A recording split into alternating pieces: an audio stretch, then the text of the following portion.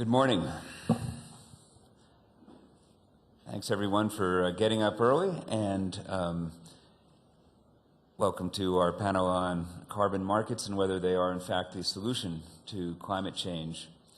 You know, in Davos this week, we've all found ourselves talking a lot about the economic crisis, and here in this panel we're going to talk about the fact is in the middle of this economic crisis, in the wreckage of our global economy, can carbon markets still be the answer to controlling climate change?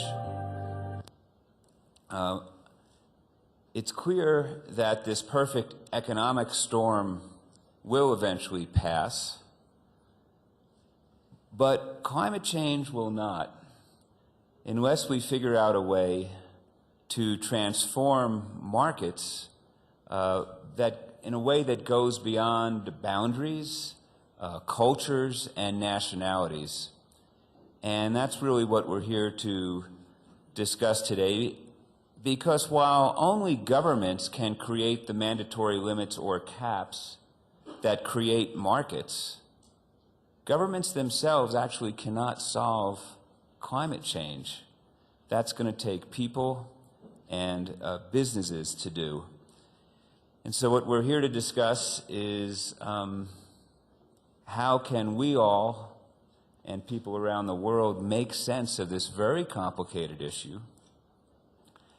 How can we make sense of it and come up with a solution that will not only determine our fate, but quite literally the fate of our children and our grandchildren? In other words, I think we're here to discuss this morning, can we save ourselves from ourselves? And so the sorts of questions we want to get into this morning are, how do we enlist the cooperation of all nations to bring down carbon emissions? What sort of financial incentives will attract all countries to get involved and entrepreneurs to get involved? What sorts of technologies offer promise? How do we persuade every element of our global economy to innovate on behalf of a low-carbon economy? I was at a session yesterday where the Prime Minister of Norway said that he believes the answer to these questions lie in a cap-and-trade system. I would reveal my bias. I also agree with that.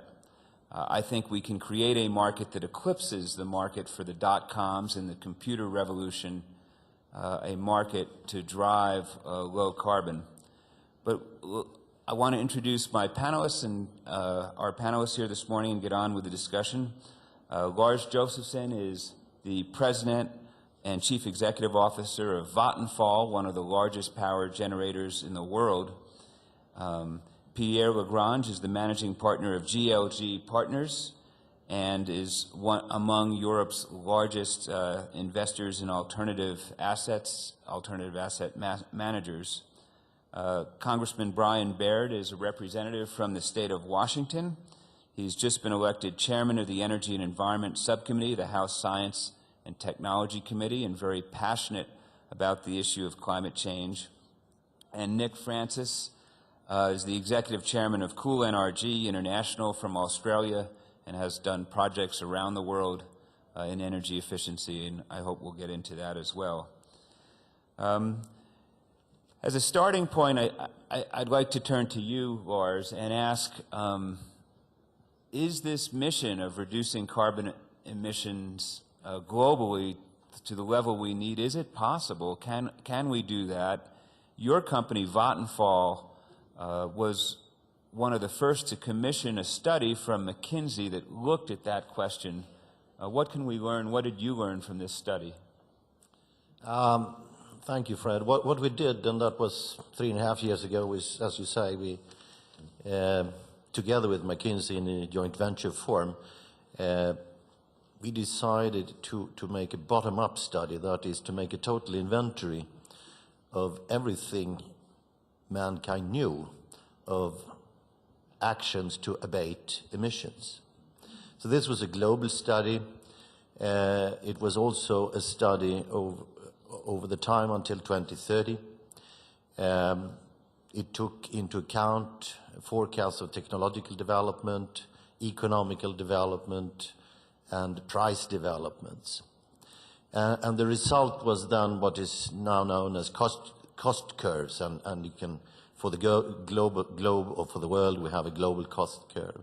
So what it does show is all individual actions possible to be taken and what they cost in relationship to business as usual, and also its respective potential in abating emissions.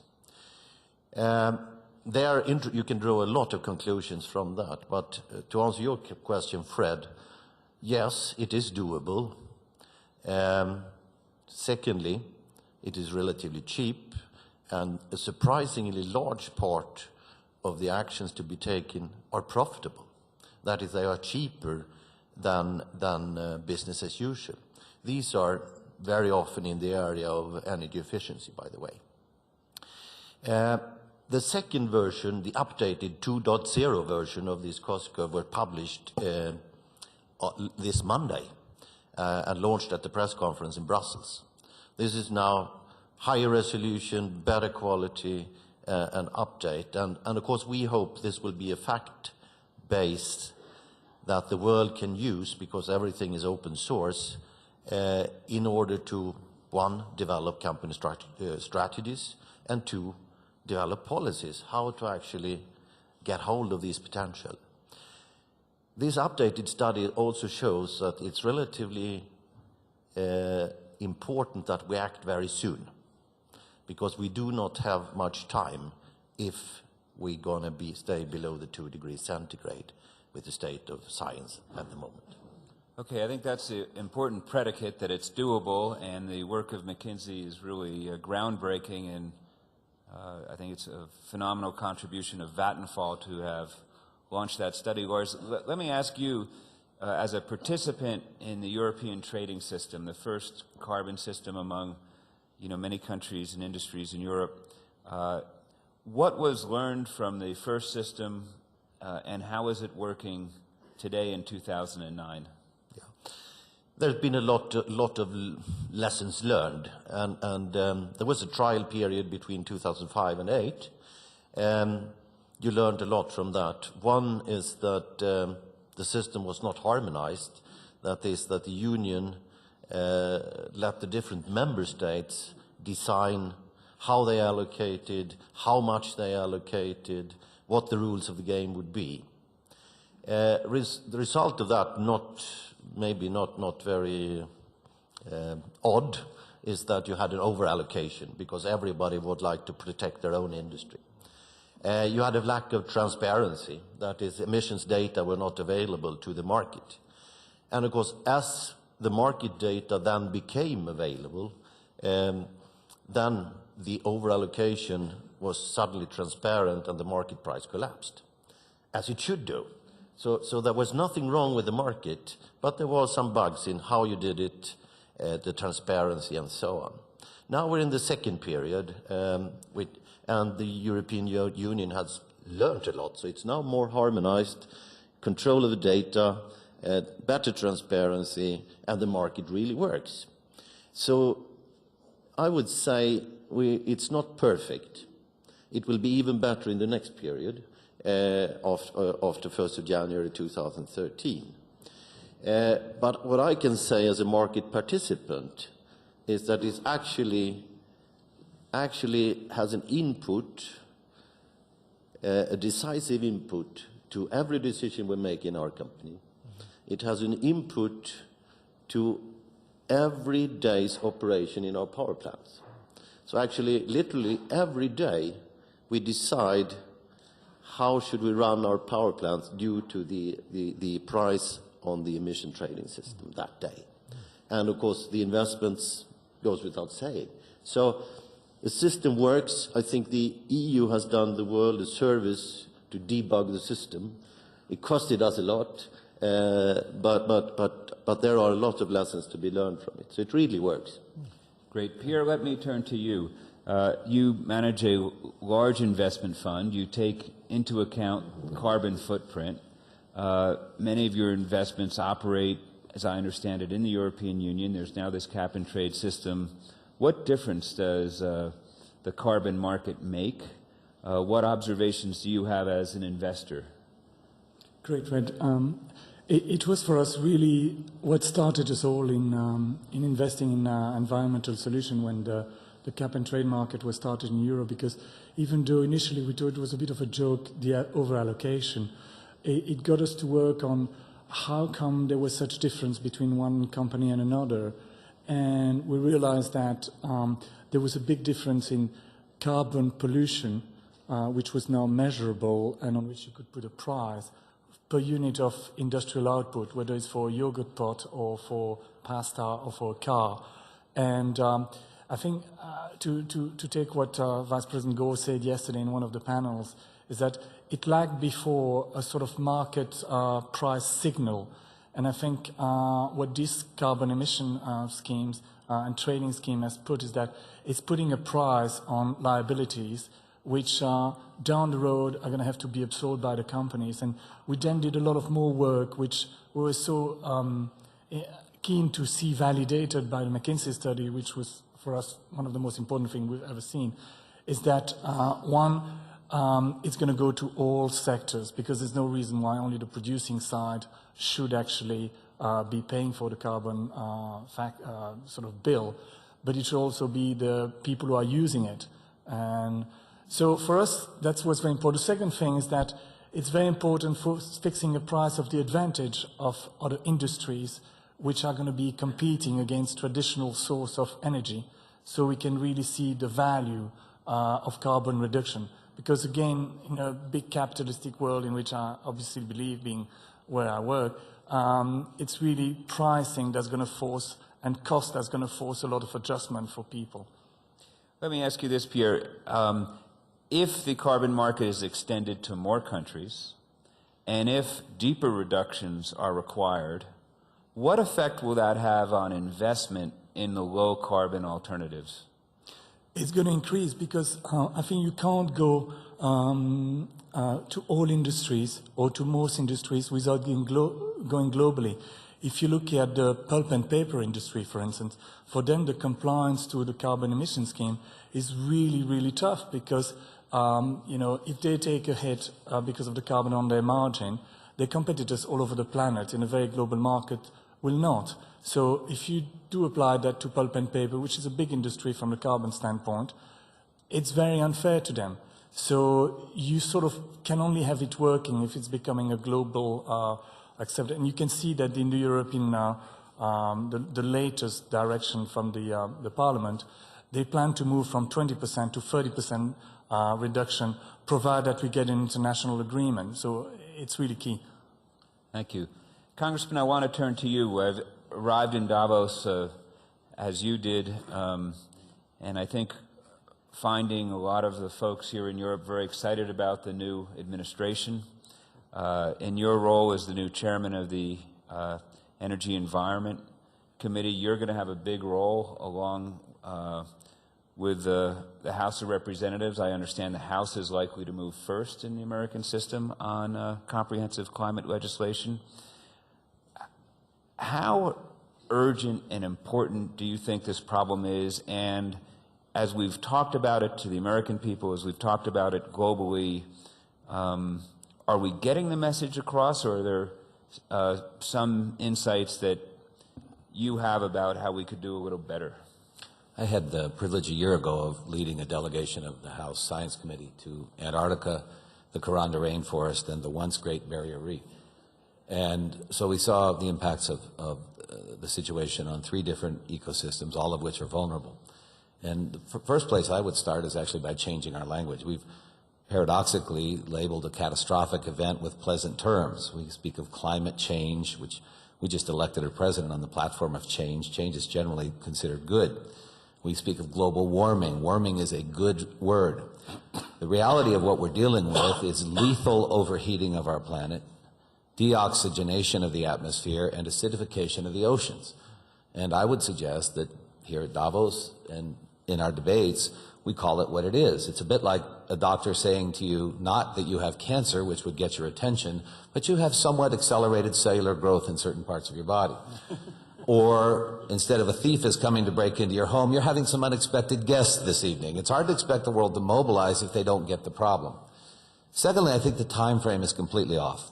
If you understand the literature, as most people in this room do, and the research I think is very solid, I don't think the kind of numbers we're talking about in terms of 2050 reductions are anything close to what we need to do. If that same doctor treating you for unexpected cellular growth said, and by the way, we hope to treat it by 2050, you might suggest, doctor, could we not start tomorrow?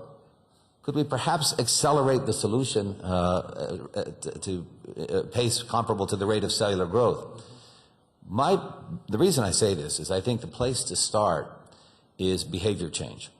And my own belief is we should set a worldwide, a certainly industrialized world, and I know we could do this in the United States, of 20% reduction in 20 weeks.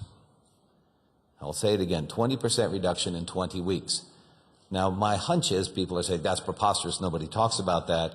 I would just ask you to walk through your daily life and see if you can't find 20% reduction in how much energy used to shower, how much energy used for transportation, the lighting in your office, etc. It is quite achievable in that time frame and would have profound benefits. It would immediately put money back in the pocket. If we had 20% reduction in energy expense, the stimulus would be obviated. The price of energy would go down because the supply-demand curve would get right, and it would have, I think, particularly salutary foreign policy implications as well, and we could do that in 20 weeks. Then we can move, I think, towards some form of cap-and-trade system. The only question I'll put on that I know will be debated in Congress is this climate change, or better yet, the fatal or lethal overheating change skeptics say, well, it's a hidden tax. And if it's a hidden tax, where will the revenue go and how will we pay for it? I think there are good answers, and we should discuss that. But again, I would suggest that we change the wording, call it what it is, and change the time frame and address the urgency that is present. Well, Congressman, thank you for that. I think those are some very provocative and good suggestions. But you say that, then we may move to a cap-and-trade bill, and there will be concerns about whether it's a tax or not. There are other concerns that will be raised in the halls of Congress, other legitimate concerns based on the early European experience that Lars talked about. Can you mention what the other concerns that will have to be addressed in legislation, not only for it to pass, but to make sure that the market works? Two predominant ones. One, if it is portrayed as a tax at a time of an economic downturn, people will be led to believe by the opponents of change that we can't afford it, so that it'll be one further crushing blow to an already damaged economy, and it will focus not on the broad issues of where industrial behavior changes, but on what will your electricity bill be at the end of the week and how much is gasoline going to cost. Now, frankly, I believe that both of those, for the sake of the planet, if we're going to fight lethal overheating, ought to be higher, because I think behavior will respond to that. But that's a difficult political sell. The second issue is on the heels of the financial collapse, anything that sounds like a complicated structure potentially subject to gaming is going to be, I think, profoundly suspect. And people are going to suppose, not without substantial justification, that this will be one more opportunity for a bunch of smart guys to manipulate the system at the expense of everybody else, and in this case, of the planet as well.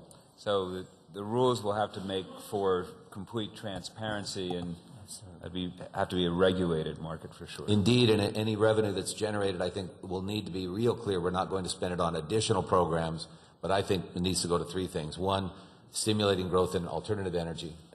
Two, reducing, in our country's case, the deficit. And three, some form of international social justice for the people who have suffered from lethal overheating and not benefited from it. Thank you, and I'm sure we'll get back to you in a minute. Nick, I want to call on you, and you've had experience on the ground in some of the developing countries. Can you describe for us what that experience has been and how this cap-and-trade system has affected it in the past and may affect it in the future? Sure. First of all, just to say, I'm sure everyone's saying it to you, but congratulations. We are in a different place now. We are in a different world. We have a different administration. The reason we weren't going forward and couldn't see the possibilities that we see now are about administration, and good luck. You've got a great opportunity to lead that. And I'm all up for 20 and 20 weeks. I mean, I do energy efficiency. The thing about if we're going to hit our targets, whatever size targets they are, 50% of this is going to come from energy efficiency, and much of it is more profitable than doing business as usual. Much of that energy efficiency you can deliver tomorrow. It's just buyable. We can go out and get it at the store just down the road here. It's very simple. It's about behaviour change. But actually people don't do it. Our lives are packed with important things, holidays, cars. What are we going to do with the children? Who's going to babysit tonight because we're going out for a drink? And yet within that, energy efficiency is very doable. So I think the question is, energy efficiency is 50% of the solution. Of that 50%, half of that, so 25% of our solution over the next 20 years is what we do in our homes. It's domestic energy efficiency. Now, that's kind of exciting, partly because in terms of anti-poverty, if you do the energy efficiency as well as in industry, but you do it in people's homes and you do it early, you reduce their costs. So the fears about, but my fuel's bill is going to go up and I'm going to be using more petrol, the petrol is going to cost more. If you deliver the energy efficiency early, that changes. So some things. We in Great Britain gave away, not actually last weekend, 4 million light globes, but slightly earlier, 5 million, free of charge to mostly elderly people and poor people in the UK. When we decided we were going to do it, I met with many CEOs of power companies in the UK, said, not possible, not possible, not possible. We gave away 5 million in a day, the largest energy efficiency campaign ever in the world. 2 months later, British Gas came out, who had told me it was impossible, and gave away 50 million to all their customers. So we actually can have 20 and 20 weeks. President Obama said it himself. If we all just pumped up our tyres in America, we would reduce the need of our oil by 7%. Well, but the exploration on Antarctica is only going to deliver 5%. So we can cut that out. We just got to pump up our tyres, but we don't. So you've got to have some legislation. You've got to say every single time you stop a car for speeding, you get out and the policeman checks your tyres. And if your tyres aren't the right level, you're going to get fined $200 because then your behaviour will change. So we need a mix of things. Nick, how does, that's all great and efficiency clearly really big. How does the cap and trade system affect how much of this efficiency work and other technologies get introduced into the system? Well, if you don't have a cap and trade system and then you don't open it up to be able to be tradable, you don't get new players. So I'm a new player. I don't know how to create energy using coal. Never done it. What I do know is how to deliver energy efficiency. And in Great Britain, for example, we have an emissions trading scheme, and then they've said, okay, there's a bit for energy efficiency, so energy efficiency gets its place, and within that, there's a market that new players can come in and deliver. So I go to power companies and say, how much is it going to cost you to get your energy efficiency? And they say, oh man, £2 per whatever it is, and I go, okay, let me do it for £1.50, and I'll deliver you the Sun newspaper tomorrow, front page with Gordon Brown. So I get to go and play in a market where somebody else hasn't. In a developing country, in Mexico at the moment, we're looking at doing a program, good morning, we're looking at doing a program where using the clean development mechanism, which is therefore funded from European countries, we'll deliver 30 million energy efficient light globes to 7.5 million poor people. That equates to 2 weeks worth of wages for each of those families. If you aggregate that, that's $165 million US dollars worth of saving to those families. And to the government, $200 million worth of subsidy, direct subsidy for energy, $365 million. Now, the nice thing about that is the whole USAID budget was only 30 million, and we're giving a 25% return on investment for the investors that are playing in the program. So there's a power of aligning the profit motive with what needs to happen. Yeah. And Lars, you wanted to jump in. Yeah, because I wanted to start off what is the task. And if we believe in an equitable world in this century, that will mean that we can consume, each of us, 1 ton of carbon per year, basically. What does that equate to? Well, it means that every day we have to decide if we're going to buy a T-shirt this day, or alternatively eat a hot meal, or maybe drive your car 20 kilometers. That's the task. It's a monumental task, which means that it's a complete rebuild of our society that we have to do. So that there are no quick fixes. And there are so much investment that needs to be done. And almost all of that investment needs to come from business, from the private sector. And the private sector can deliver that, as I said in my earlier statement, But the private sector need to be able to create value to do that. So if they are able to do profits, which is value, there has to be a price on carbon.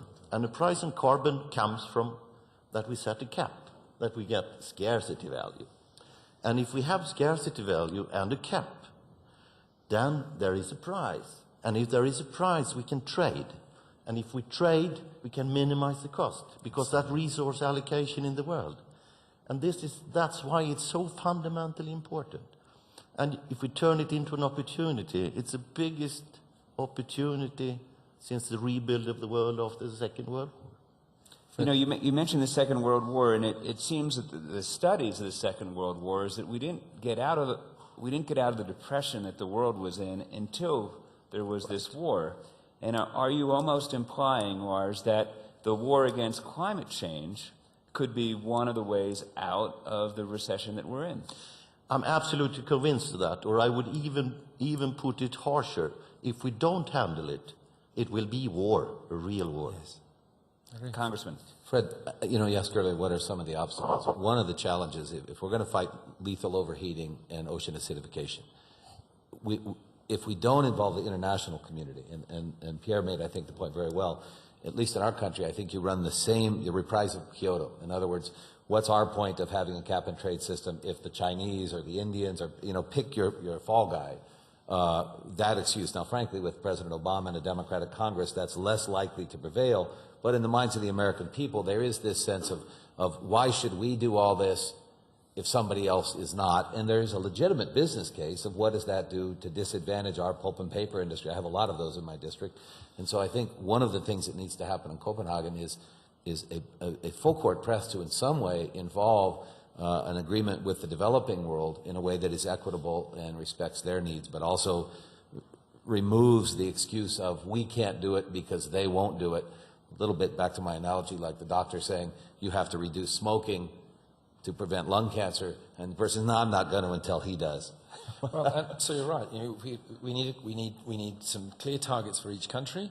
We absolutely need it. That will fix that will fix the price. That will create the price. And once there is a price, and actually, if the benefits of that, if we're allowed to offset from America into Mexico, you will find that you'll be slower in America, but they'll be very quick. And so at the beginning, some of that offset's going to go to Mexico, and then you're going to catch up in America. But unless we have, everybody's got their target and they're clear, and you're 20 and 20, let's start there. There are some quick wins. Let's have some of the quick wins while we're developing this. You'll see trade. It almost seems when I listen to the discussion that you're describing the cap as creating customers. The cap creates customers. Pierre, is that the way you see it? I see you nodding your head, but... There's a couple of things I want to add. I think first, yes, the cap create customers. I think we're not leveraging public opinion enough on this thing, because as we were just discussing, it has created, people focus on the allowance, but at the end of the day, you've got a certificate, which are reduction mechanisms, which are real business happening all over the planet, which without this cap and trade emission would never have gone off the ground. Why? Because there was no pricing to reward them. And I think when you look at So you're almost describing, and Lars was also, that the system creates a hunt for the lowest cost reduction opportunities. Definitely. And I think this is back to accountability. You could really envisage that in a couple of years' time, and that's the best thing the regulators could do, is to have like an accounting standard for how much is a company producing carbon, or in water, or in soil remediation problems, or in natural resource usage. And people then going to have to see, okay, well, that's what it costs. And then they're going to have to change. Then they're going to have to do productive investments to reduce that. And it's all about wasted management, which means it's all going to be more profitable for the companies who do invest. And I think that's another thing where we're not leveraging the public opinion. I only discovered the McKinsey study while I was preparing for the speech at the United Nations. And before that, I have not seen anywhere. There was a great research from Princeton on the 7 wedge that was showing that it was in existing technology we could already use to remedy to a lot of things. So that was one thing killed off immediately, like we already can do something about it from a technology point of view. The second thing that McKinsey and Vattenfall study showed is that it's profitable. And if you look at the public opinion, what I find extraordinary is that, and I've not done a scientific thing of it, it's just me reading everything all the time, I don't think you see a backlash And people should say that in their own country they see a backlash of public opinion about the cap and trades and the cost of carbon. You know, when they argue about the cost of electricity bill, I don't see that a lot of it is related to the carbon cost. It's much more related to, you know, the margin that the electricity producer might have. So just tell me if I'm wrong, but I don't think we've got a public opinion against us, and we should leverage it much more. I want to return to you, Congressman, because you brought up an important point that in America, there's going to be a great expectation that even though we don't necessarily agree that global warming is the best term for it, the word global is in there, and we're going to need global participation. We're going to need commitments from all nations in order to get where we need to go. I, for one, am heartened that the new administration in America has said we're going to have a cap-and-trade system, and your colleague, Congressman Waxman, has said that out of his committee there'll be initial legislation by the end of May. And I understand Speaker Pelosi has now promised there will be a vote this year. I believe, but I want to ask you if you would agree or not, that if the United States administration can come to Copenhagen in December with legislation that says we are going to make a commitment, that we are in a much better position to ask more from the developing nations. Is that Absolutely. You know, Al Gore gave the example of the ham and eggs example. If some of you were here yesterday, it's an old saying in the States of we could have ham and eggs for breakfast if we had some ham, and then if we had some eggs. You know, I mean, the point here is, yes, and I just want to underscore, the sea change with Barack Obama is astonishingly profound. He gets it. He understands it. He's committed to it. And for the first time, we now have a Congress that gets it. Speaker Pelosi fully understands it. Majority Leader Reid fully understands it in the Senate. And we have the votes. Those are the sweetest words in the English language in my experience.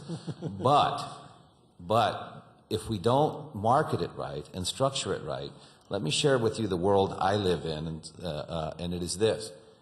The opponents, the skeptics of lethal overheating, you can call it global, don't call it global warming, call it global overheating. I can get that. I'm closer there. And also throw in acidification, because the skeptics have all packaged their arguments to say, well, temperatures come and go. But ocean acidification, friends, is demonstrable in a lab. You can, in a lab, put CO2 above water, watch the water dissolve the CO2, the water becomes more acidic water takes up carbonate, carbonate's not available for shelled organisms, death of oceans, end of oxygen, game over. We can do that.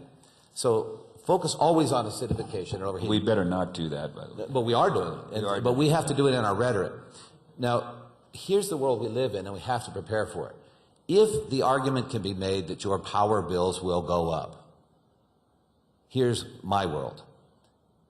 At a time when the American economy faces severe crisis, Congressman Brian Baird voted to increase your power bills and raise the cost of gasoline. You have a career in voiceover, sir. And the problem is we have to be able to beat that. I think we can, but I think we need to be very strategic about how we do it. And the arguments of you can actually lower costs, create jobs, and reduce lethal overheating, that has to be at the forefront, and put money back in the pockets of consumers. And we have to be able to have the flowery, positive ad that's credible and accountable. Now, Lars. Yeah, I just would like to remind us of that we need to have a global trading system, and which means that every country of the world, basically, or all the big countries of the world, must participate. We are sitting here coming from the developed world. I think we must create a feeling that everybody would like to participate. So everybody needs to feel invited. Just as everyone wanted to participate in the WTO, Absolutely. we've got to structure the carbon market so it's a magnet to have the developing countries incented that they see it as something that they want to do. Absolutely. And I see two important elements of it. One, we spoke before of the Vattenfall McKinsey cost curves. Those can be done on a national basis, which means that every country can see this is what I could do and this is what it would cost me. Of course, for the developing world, they could rightly so say, I cannot afford more than, take an example, 50%. And I can only commit to 50%. and maybe the European Union commits to 120%. But that's okay. And what happens then is that we will get different price levels in, say, China and United States.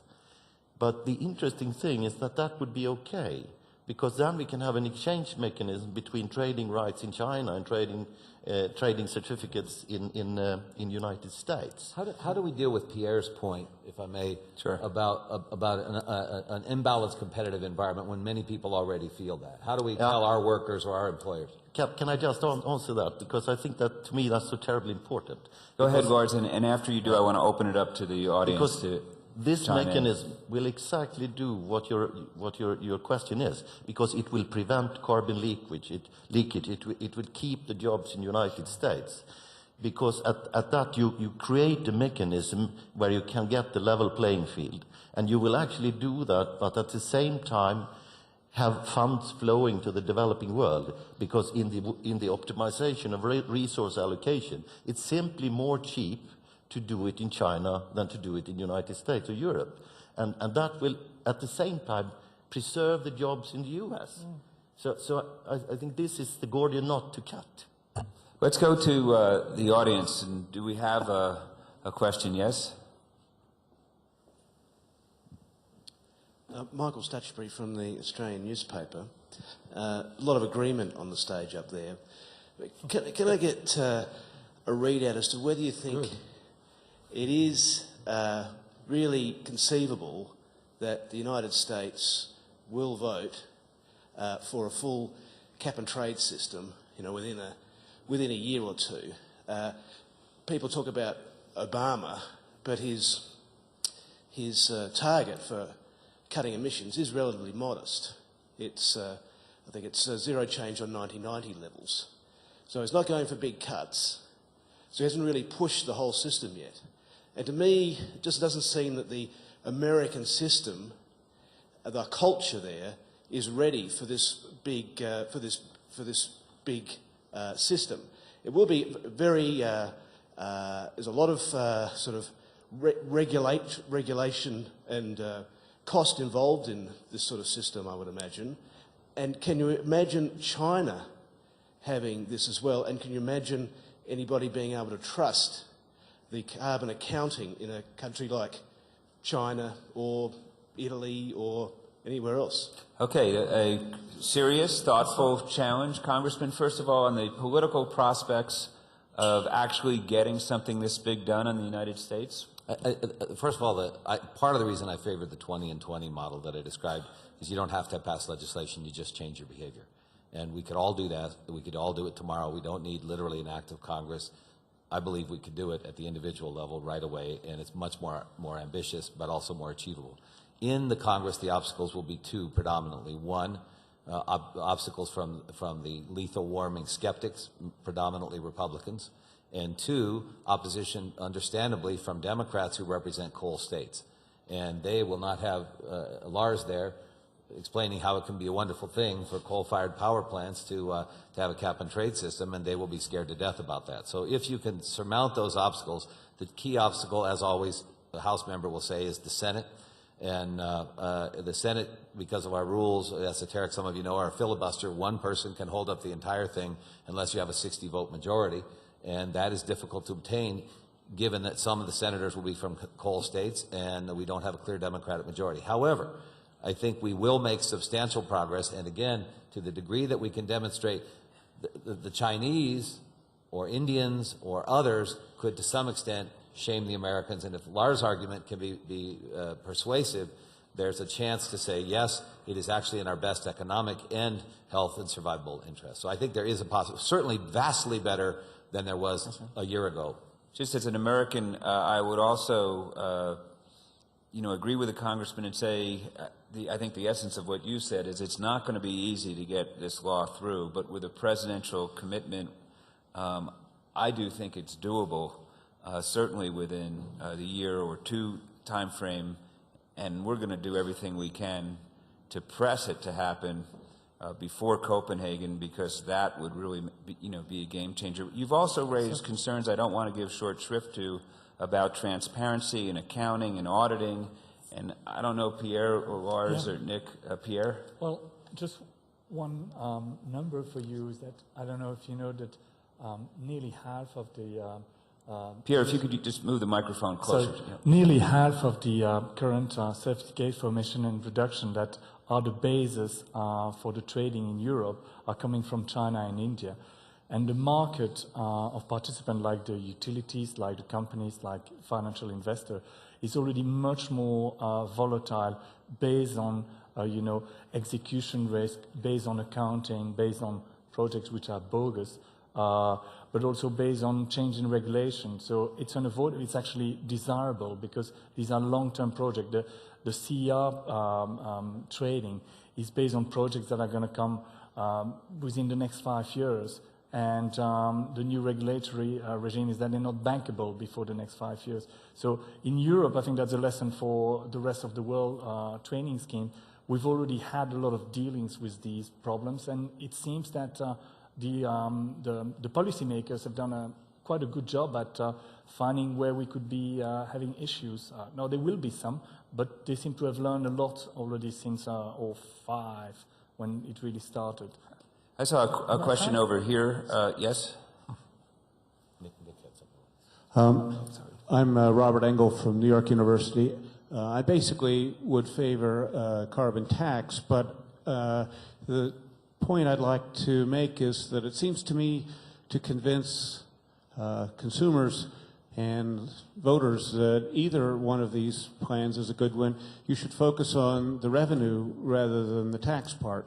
And my favorite suggestion would be that you advertise this as the income that's coming from the auction of these certificates would be redistributed, and perhaps in advance of the certificate trading actually being in place, it would be advanced to consumers today with a big advertising campaign that this is what you're going to get. You're going to get, this $10,000 check. This is your chance to put in your efficient light bulbs, buy your hybrid car, insulate your house, do all these things that are industries which are struggling in the U.S. at this particular moment. And it actually is a stimulating policy rather than a competition for advertise resources. the benefits of launching the system and auctioning the permits. Nick, you had a comment? I think that's right. And we've seen, for example, in New South Wales, they had a small, in Australia, they had a very small trading system, but it had a bit that could do demand side. So actually the system came in and immediately we were doing things in people's homes which cut their costs. And you saw some people having their costs by 20%. So then when the power's going up, they're still below what they expected. So that really works. Michael, as a fellow Australian, I would just say, first of all, Australia did very well to suddenly ratify Kyoto and now has got an an ETS scheme with very, very low targets. Doesn't include energy efficiency. We have got a lot of work, given that we are per capita the highest emitters of CO2 on the planet. So we've got to be careful about what we do. And they are saying they'll change like our new Prime Minister did. You have to deliver. There is no doubt that they have to deliver. And in terms of your voiceover, I would say a couple of things. I have heard people on this stage, of the head of Duke, the head of BP, the head of Shell saying, bring it on.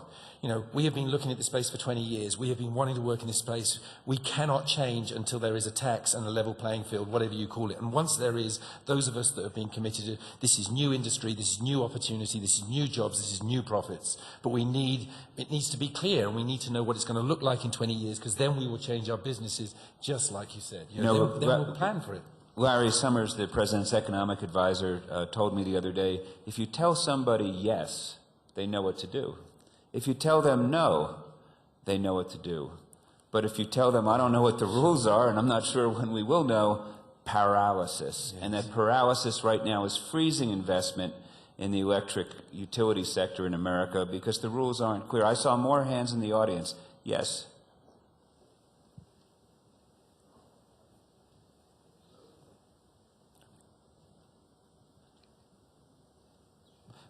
Paul Roberts. I'm an energy writer from the States.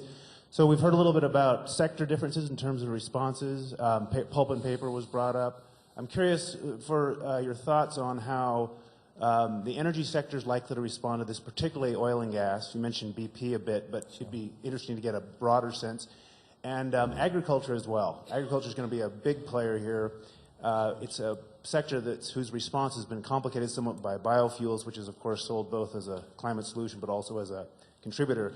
So I'd be interested to get your sense of how those two sectors are likely to respond in terms of possibly obstructing this, but also possibly accelerating this. Thanks. So, Lars? Yeah. I think I can be very, very brief, because the way industry works is very simple. As Fred says, if we know the rules of the game, and if we believe that the level playing field is there, not perfect, but it's there, then industry has no problem whatsoever. Will immediately react and will immediately deliver to the new rules of the game. That goes for all industries all over the world. You also asked about agriculture. In the United States, there's a new phenomenon happening where many of the folks who grow crops, the wheat growers, the barley growers, have now written to the senators and the congressmen saying, we want to be able to be part of the solution, allow reductions from our changing practices which sequester carbon in the soil and build organic content, make our farmlands more fertile, and take carbon dioxide out of the air. Let them count too in the accounting system so we can also earn by helping reduce the levels in the air. And I think that's a very promising development. I saw another question. Dan Sperling from University of California, Davis and California Air Resources Board, and it's in the latter role I have a question, and that is, I hear all this discussion about carbon markets and cap and trade, and they're kind of seen as a single thing. In California, we're approaching it different, and I see carbon markets evolving in a different way, and I'm curious reaction to this. What we're doing, in our case, cap and trade is accounting for only about 20% of the reductions that we're aiming for. The rest are coming from a whole series of other measures, from energy efficiency, renewable portfolio standards, low carbon fuel standards, and some of these others have their own market. So the low carbon fuel standard, for instance, creates a market for carbon trading among transportation energy suppliers. We have another standard for automakers, and that allows for trading between automakers.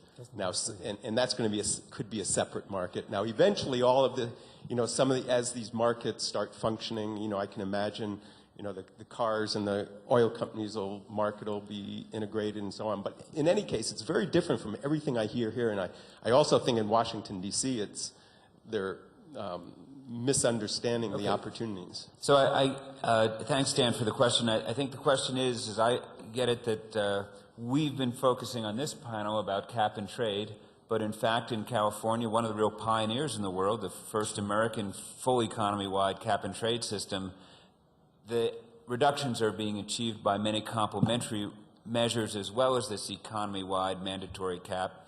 Is that consistent with how it's likely to happen in the United States, Congressman? Nick has something. Well, we've been working right around the US for the last year and a half. I'm not doing very much because the environment's not been great, but what's true about California is they have led the world in energy efficiency from the 70s. They've had extraordinary standards, and so this is a lot of ands here. So you're right, they do it very differently. However, they don't have an open market. So what happens is energy efficiency is owned by the three big power companies, and for organizations like us, we don't come. They control it. They don't have to work outside of that, and they've got plenty of time. We now don't have time. You did it right in California. You started 30 years ago. The rest of the world didn't. We've got to move quicker. One of the interesting things is too, and Michael, you said it a little bit before, what's going to happen in Italy and China, and can we trust systems? We don't have. We did have an Indian representative, actually. They are unavailable to be here. China have created extraordinary environmental policy that America could look to and follow. Brazil, last night or yesterday, when it was earlier this week, announced a whole fund to actually support energy efficiency. We have trading systems now within Europe and the clean development mechanism that actually, every light bulb I give away, 30% of the cost is to account for when it goes on and when it goes off, and is it being used? 30%. This is not light. This has been going now for 5 or 6 years. It is not simple. It's not easy. And we did get some things wrong. But let's not lose that. We have the ability to move quick. Thanks, Nick. And thank you also for bringing up the fact that China, in fact, has already made some very important commitments to reduce their carbon intensity in their economy and do other things And Brazil has recently made some important commitments. There was a question Let right me up just front. address Oh, the go ahead, the Josh. one tremendous advantage of a cap potentially is there are many ways to get there. I believe Copenhagen's got to set 350, and we've got to set it as a prompt limit, not a 2050 limit. And so my belief is the cap and trade system needs to move aggressively and rapidly towards that limit, and that whatever the cap is, we set at reaching 350 globally, and move from there. Fantastic. Yes. I'm Gabriela Ramos from the OECD, and I couldn't agree more. I think that addressing the challenge of, as you call it, overheating, lethal overheating, requires policy mixes from different countries, and you can settle a price, and you could settle a tax, or you could settle standards or technological advances of everything. But when it gets to the carbon markets, I'm always puzzled by understanding how would all these independent initiatives and ways of doing things in the EU, in the US, I hope you will establish something on a national level. How would all that got into a global carbon markets, and how would this operate to really put the real framework into something that is efficient globally? Lars? Let me try and briefly answer that, because there is no way we're going to have a harmonized cap and trade system globally, because all countries, and let's take one, United States, will always like to design their own system. So will China as well. So how can we get that to a working global market? Well, I would like to use the analogy of currencies. In Europe we have euros. In United States we have dollars, but we can still trade, and there is an exchange rate. And this is exactly the pragmatic way of how to go about globalizing a cap and trade market. And that is actually a very valuable tool, which I tried to explain before, both in funding streams but also in preventing carbon leakage. I think we have time for another question. Yes? Cap and trade in the United States to reduce or prevent the lethal overheating that you refer to seems very feasible, and necessary, and I am all in favor of that. I worry about the world in which they are developing. China is producing 70 gigawatts of coal, adding every year. In a developing economy, in a rapidly developing economy, how can you cap that? How can you cap that, Lars? Well, you pointed why we are in such a hurry. And there is another thing apart from cap and trade, because I think it's a correct observation from California that cap and trade will not fix everything. And that is advanced acceleration of technology development. And what China needs, what the world needs, is clean coal. And that's carbon capture and sequestration, CCS, is here, there, but needs to be commercialized. The cap and trade system today will not make it profitable to get down the learning curve. So we need to accelerate that. The European Union has just now put money on the table. That needs to be done as quickly as possible, so China and all of the world can get, and United States as well, can get access to that technology, because that is a prerequisite to solve this problem. One more question, yes. Where is Sydney? One's coming. I'm a vice chairman of World Energy Council for the area of Asia Pacific and South Asia. And I've always seen in my area that there is a very clear climate change divide. And we all agree that without active positive participation of China and India, we can have a good carbon system. And so in my area, I have persuaded Mr. Zhang Gobao is the director of State Energy Agency. He's in charge of energy in China. And Minister of Power, Mr. Razan of India, both agreed to have China-India summit this year to discuss this matter. But still I have trouble with it.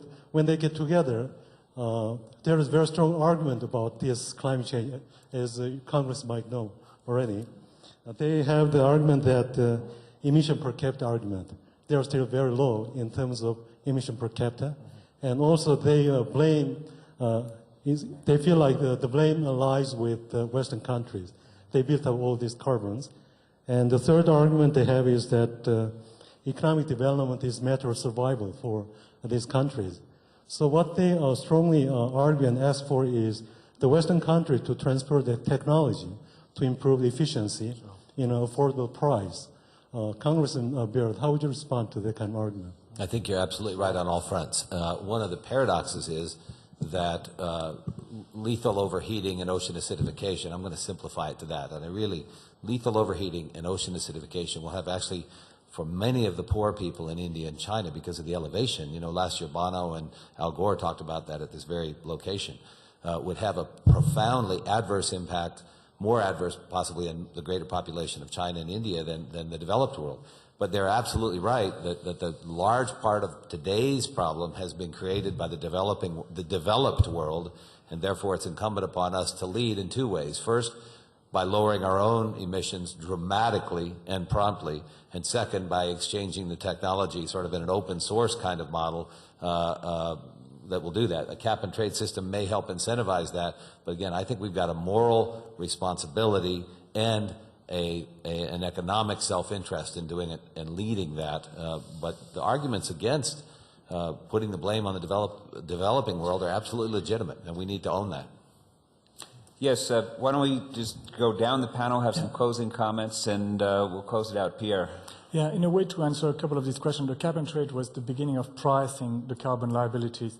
If we could promote a global accounting standard to basically show how much liabilities are created by the various actors, and then we could move to show, which we've done privately, that those with the lesser liability are being rewarded from an economic return.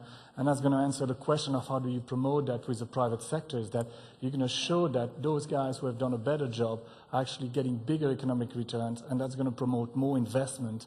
And we were discussing yesterday that the bigger hurdle for renewable was the certainty. And again, I can't insist more that the certainty of pricing or the visibility of pricing that our carbon market shows is one of the biggest incentives for renewable investments. We're running out of time, but quickly, Lars. Yeah, I like to end off then very philosophically because of your question here. I think our dream, our joint shared dream must be that in the long term we will be equally rich. GDP per capita should be the same, and emissions per capita should be the same, which means that we have to design the world society into a low emission, low carbon society. So it's just clear, of course, now that developing worlds like China, India, and so on cannot take on the same commitments. But I think we should invite China, India to tell the rest of the world, what are you ready to do? And over the long term, as you get richer, you can do more. And finally, we will all do the same. So I think that's more a philosophical view, but I think it's important. Thank you, Lars. Nick. So Copenhagen is absolutely crucial. We don't have 2 years. So Copenhagen is crucial. We don't have 2 years. You have to lead, and even when that voice in your head says, but the prices are going to go up, you've got to fight for it. Our children, and you will, I get that. And we've got to do that all around the world. You've got to do it in China. We've got to do it in Mexico. We've got to do it in Brazil. We have not got to lose this opportunity. And we can do it partly because energy efficiency is here. It's on the shelves. We can deliver it tomorrow, and it saves people money, and we'll get them ready for the other things that have to come later. Congressman. Lethal overheating and ocean acidification is the problem. The solution is actually good for the economy, not bad for the economy. It has to happen immediately, and it should start with behavior change, 20% savings in 20 weeks. Well, I think this has been a great, stimulating conversation. Thanks to all of you. I've taken away quite a few things of value. I hope we all leave with something of value. Things I heard were that cap and trade can actually help amplify the stimulus spending that the governments are doing, that in a sense it can be like World War II was, to help get us out of the recession. The war against global warming can help lift us out of this economic problem we are in, that it can incent huge amounts of private capital going into the new technologies, but we need to be careful designing the cap and trade market. We need transparency, proper accounting rules, that's very important, and we need to have a system that's designed to throw off resources and technology so the developing countries and everyone can participate. I would urge us all to go back to our home countries and carry on this conversation. For me, President Obama said it best, few weeks ago when he said cap and trade can be the way we kickstart the economy out of this recession. I love the notion that cap and trade starts a hunt for the lowest cost solutions, and the fact that if we align the profit motive with what we need for the world, really great things can happen because the entrepreneurs all go to work. So in closing, as I said at the beginning, I posed it as a question at the beginning, but I now have great confidence that if we do this right, if we get going on a cap and trade system, we can save ourselves from ourselves. Thank you very much.